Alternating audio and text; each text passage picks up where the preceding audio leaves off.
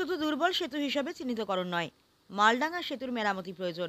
প্রতিক্রিয়া নিত্যযাত্রীদের। রাজ্য সরকার বর্ধমান জেলায় কোনো সেতু নির্মাণ করতে পারেনি, কটাক্ষ বিজেপির। পূর্ব বর্ধমানের মন্তেশ্বর ব্লকের মালডাঙ্গা সেতুকে দুর্বল সেতু হিসেবে গণ্য করল রাজ্য সরকার। তারই পরিপ্রেক্ষিতে রাজ্য সরকার এবং পূর্ব বর্ধমান জেলা পুলিশ প্রশাসন, মন্তেশ্বর পুলিশের যৌথ উদ্যোগে মালডাঙ্গা সেতুর ওপর ভারী যানবাহন চলাচল নিষিদ্ধ করল সোমবার। যেমন 10 চাকা, 14 চাকার, 16 চাকার গাড়ি নিষিদ্ধ করা হলো। প্রতিদিন যাওয়া আসা করে এরকমই নিত্যযাত্রীরা এই সিদ্ধান্তে খুশি হলেও বলেন, শুধু দুর্বল সেতু হিসেবে চিহ্নিতকরণ নয়, মালডাঙ্গা সেতুর মেরামতির প্রয়োজন। মালডাঙ্গা রোডে যে ব্রিজটা আছে, ব্রিজটার দুর্বল সেতু, রাজ্য সরকার থেকে বলেছে যে এটা নিষেধাজ্ঞাকারী। কি বলবেন আপনি? ব্রিজটা দুর্বল, ছোটো করে যাওয়াটা ভালো, বড় গাড়ি যাওয়াটা খুব একটা ভালো নয়। তাতে আমাদের সুবিধা আছে, আমার না প্রত্যেকেরই। এই রাস্তা দিয়ে কি কত কত কীরকম ভারী গাড়ি যায়? 10 চাকা 12 চাকা লোডে যায়, ওভারলোড মাল যায়। ব্রিজটা খুবই দুর্বল আছে, খুব দুর্বল আছে। রাজ্য সরকারের পুলিশ অফিসাররা বলেছেন নাকি? সাইনবোর্ড টাঙিয়ে দিয়েছে, দেখেছেন? হ্যাঁ দেখেছি। আপনার নাম কি? আমার নাম নবকুমার মাঝি, বাড়ি চণ্ডীপুর। দুর্বল সেতু, আপনি কি বলবেন?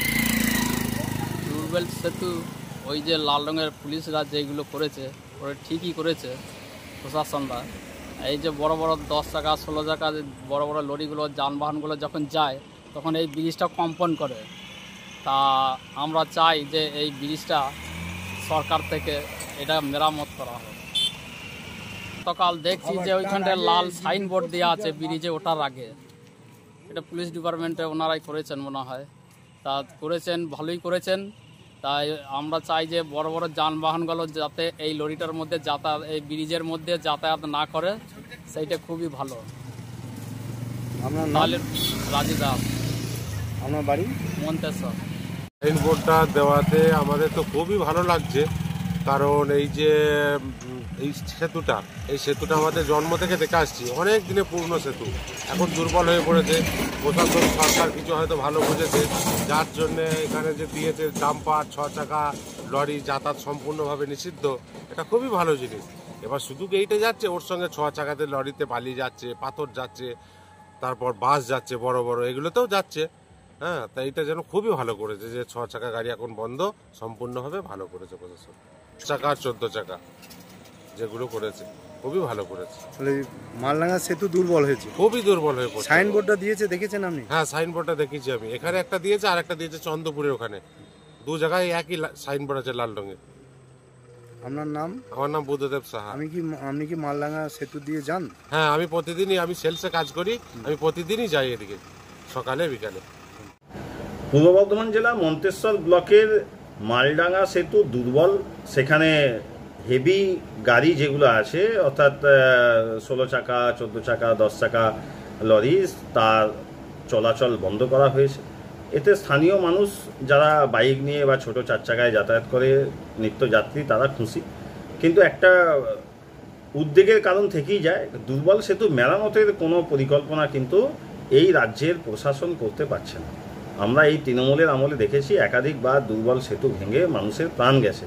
কেন যাচ্ছে? কাটমানির দ্বারা কাজ হচ্ছে এবং নতুন করে কোনো প্রকল্প কিন্তু এই তৃণমূল কংগ্রেসের আমলে হচ্ছে না। রাজ্য সরকার সেভাবে বর্ধমান জেলায় কোনো সেতু এখনও পর্যন্ত নির্মাণ করতে পারেনি।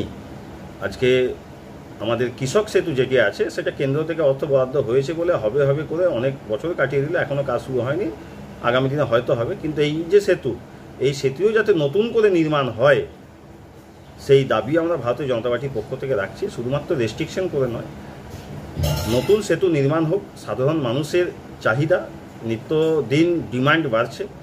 যোগাযোগ ব্যবস্থা সারা ভারতবর্ষে যেভাবে উন্নত হচ্ছে, পশ্চিমবঙ্গে পরিকাঠামো উন্নয়ন হচ্ছে না, শুধু তৃণমূল কংগ্রেসের অপরিকল্পিত নীতি এবং এখানে যে কোষাগারের টাকা, সেটা এক প্রকার নেই বললেই চলে। মানে একটা দুর্ভাগ্যের বিষয়, এই তৃণমূল কংগ্রেস হাইকোর্টের যে ব্যবস্থা, সেখানে বিএসএনএল এর বিল পর্যন্ত বাকি রাখছে। তাই আজকে বিচারপতি বলতে বাধ্য হচ্ছে যে রাজ্যের ব্যাংক অ্যাকাউন্ট ফ্রিজ করে দেবো।